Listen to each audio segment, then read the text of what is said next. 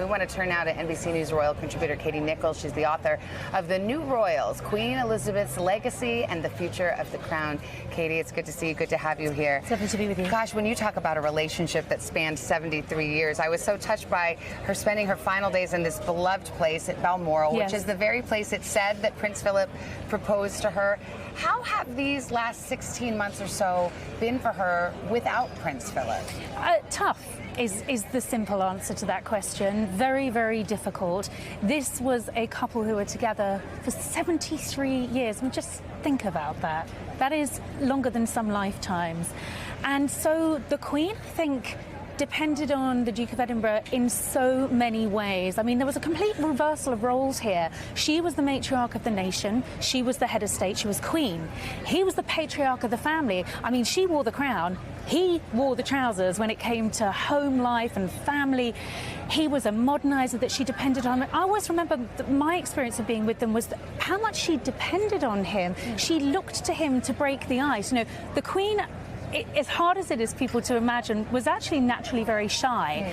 Philip was an extrovert. You know, he'd walk into a room and you'd know he was there. More often than not, he'd crack a joke so that you knew he was there. And I think the Queen found that very comforting.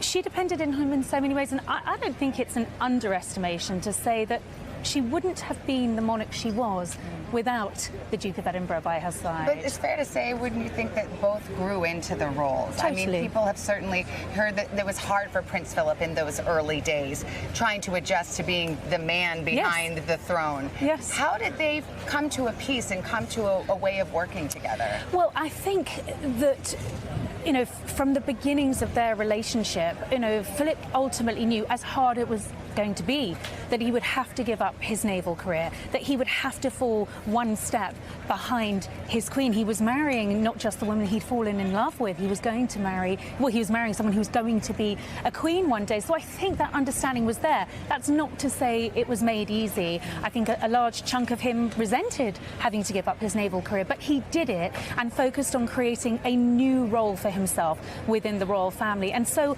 ultimately they complemented one another. This was a working partnership as much as it was the most enduring and wonderful, beautifully romantic love story. In the end, it really was. It really was. Katie, and I don't think she was ever the same when he left. Katie, thank you so much. Well, a lot of people have been just daydreaming and imagining that perhaps they're reunited somewhere in the heavens. Now. Yeah, Katie, yes. Thank you so much. Hoda will send it to you. Yes, here, Savannah. Hey, thanks for watching our YouTube channel. Find your favorite recipes, celebrity interviews, uplifting stories, shop our favorite deals, and so much more with the Today app. Download it now.